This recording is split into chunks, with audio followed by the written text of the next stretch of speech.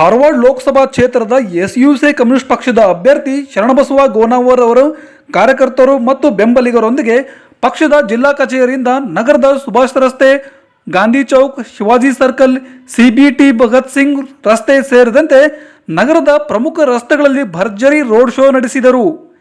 ಈ ಸಂದರ್ಭದಲ್ಲಿ ಪಕ್ಷದ ರಾಜ್ಯ ಸೆಕ್ರೆಟರಿಯೇಟ್ ಸದಸ್ಯರಾದ ರಾಮಂಜನಪ್ಪ ಆಲ್ದಳ್ಳಿಯವರು ಮಾತನಾಡಿ, ಬಿಜೆಪಿ, ಕಾಂಗ್ರೆಸ್ ಸೇರಿದಂತೆ ಎಲ್ಲ ರಾಜಕೀಯ ಪಕ್ಷಗಳು ಅಧಿಕಾರದ ಗದ್ದುಗೆಯನ್ನು ಹಿಡಿಯಲು ಈ ದಿನಗಳಲ್ಲಿ ಹರಸಾಹಸ ಮಾಡುತ್ತವೆ. ಇಲ್ಲಿಯವರೆಗೂ ಪರಸ್ಪರ ಕೆಸರೆರಚಾಟ, ವೈಯಕ್ತಿಕ ನಿಂದನೆಗಳಲ್ಲಿ ಮುಳುಗಿ ಜಾತಿ, ಧರ್ಮದಂಥ ಭಾವನಾತ್ಮಕ ವಿಷಯಗಳನ್ನು ಮುನ್ನೆಲೆಗೆ ತಂದು ಮತ ಕೇಳಿವೆ. ಈಗ ಅವರ ಕೊನೆಯ ಅಸ್ತ್ರವಾಗಿ ಜನಗಳನ್ನು ಹಣ, ಹೆಂಡದ ಹೊಳೆಯಲ್ಲಿ ತೇಲಿಸಿ ಪ್ರಜ್ಞೆ ತಪ್ಪಿಸುತ್ತಾರೆ. ಅದಕ್ಕಾಗಿ ಕೋಟ್ಯಾಂತರ ರೂಪಾಯಿ ಚೆಲ್ಲುತ್ತಾರೆ. ಚುನಾವಣಾ ಬಾಂಡ್ ಅಂತ ಭ್ರಷ್ಟಾಚಾರದ ಮೂಲಗಳಿಂದ ದೊಡ್ಡ ದೊಡ್ಡ ಕಾರ್ಪೊರೇಟ್ ಕಂಪನಿಗಳಿಂದ ಅತಿ ಹೆಚ್ಚು ಹಣ ಪಡೆದಿರುವ ಬಿಜೆಪಿ ಚುನಾವಣಾ ಪ್ರಕ್ರಿಯೆಯನ್ನು ಇನ್ನಷ್ಟು ಸಡಿಲಗೊಳಿಸಿ ಪ್ರಜಾತಾಂತ್ರಿಕ ವಾತಾವರಣ ಹಾಳುಗೆಡವಿದೆ. ಇದಕ್ಕೆ ಕಾಂಗ್ರೆಸ್ ಅಥವಾ ಇನ್ನಿತರ ಪಕ್ಷಗಳು ಕೂಡ ಹೊರತಲ್ಲ ಎಂಬುದು ಸತ್ಯ. ಇವರ ಮೋಸದ ಜಾಲಕ್ಕೆ ಬಲಿಯಾಗದೆ ಮುಂದಿನ ಭವಿಷ್ಯವನ್ನು ಗಮನದಲ್ಲಿಟ್ಟುಕೊಂಡು ಜನತೆ ಮತ ಚಲಾಯಿಸಬೇಕೆಂದು ಕರೆ ನೀಡಿದರು. ಯಾವುದೇ ವ್ಯತ್ಯಾಸ ಇಲ್ಲ. ಹಾಗಾಗಿ ಮಾತು ಹೇಳ್ತಾ ಇದ್ದೀವಿ ಅಂತ ಹೇಳಿದ್ರೆ, ಈ ಮೂರು ಪಕ್ಷಗಳು ನಮ್ಮ ದೇಶದ, ನಮ್ಮ ರಾಜ್ಯದ ಬಂಡವಾಳಶಾಹಿಗಳು ಕೊಡ್ತಕ್ಕಂಥ ಕೋಟಿ ರೂಪಾಯಿಗಳನ್ನ, ಕೋಟ್ಯಾಂತರ ರೂಪಾಯಿ ಹಣವನ್ನ ತಗೊಂಡು ಚುನಾವಣೆಯಲ್ಲಿ ಖರ್ಚು ಮಾಡಿ ಗೆದ್ದು ಬಂದು ಅಧಿಕಾರಕ್ಕೆ ಬಂದ ಮೇಲೆ ಬಂಡವಾಳಗಾರರ ಪರವಾಗಿರ್ತಕ್ಕಂಥ ನೀತಿಗಳನ್ನು ತಗೊಂಡ್ಬರ್ತಕ್ಕಂಥ ಪಕ್ಷಗಳೇ ಮೂರು ಪಕ್ಷಗಳು. ಆದ್ರಿಂದ ನಾವು ಹೇಳ್ತೀವಿ, ನಮ್ಮ ಪಾರ್ಟಿಯಿಂದ ಈ ಮೂರು ಪಕ್ಷಗಳು ಬಂಡವಾಳಶಾಹಿ ಪಕ್ಷಗಳು. ಆದ್ರೆ ಇವತ್ತು ನಾವು ನಮ್ಮ ಪಾರ್ಟಿಯಿಂದ ಅಭ್ಯರ್ಥಿ ನಿಲ್ಲಿಸಿದ್ವಿ.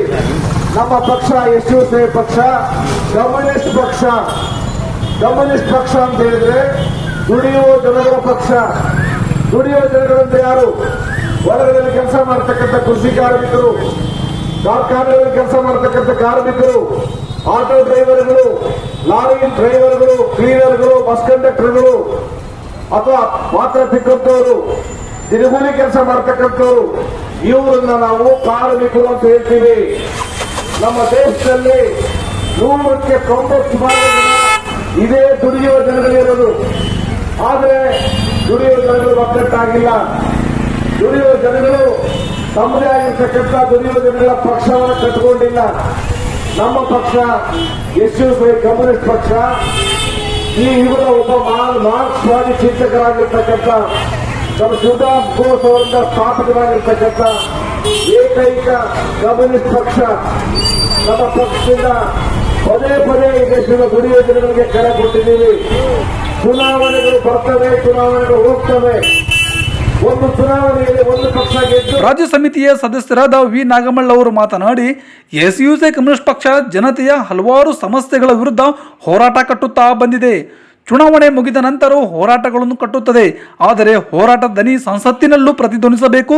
ಬಿಜೆಪಿ, ಕಾಂಗ್ರೆಸ್ ಹಾಗೂ ಇನ್ನಿತರ ಬಂಡವಾಳಶಾಹಿ ಪಕ್ಷಗಳ ವಿರುದ್ಧ ಎಸ್ಯುಸಿ ಕಮ್ಯುನಿಸ್ಟ್ ಪಕ್ಷ ಏಕಾಂಗಿಯಾಗಿ ಚುನಾವಣಾ ಕಣದಲ್ಲಿದೆ. ಜನತೆಯ ಮುಂದೆ ನೈಜ ಪರ್ಯಾಯ ಪಕ್ಷವಾಗಿ ನಿಂತಿದೆ.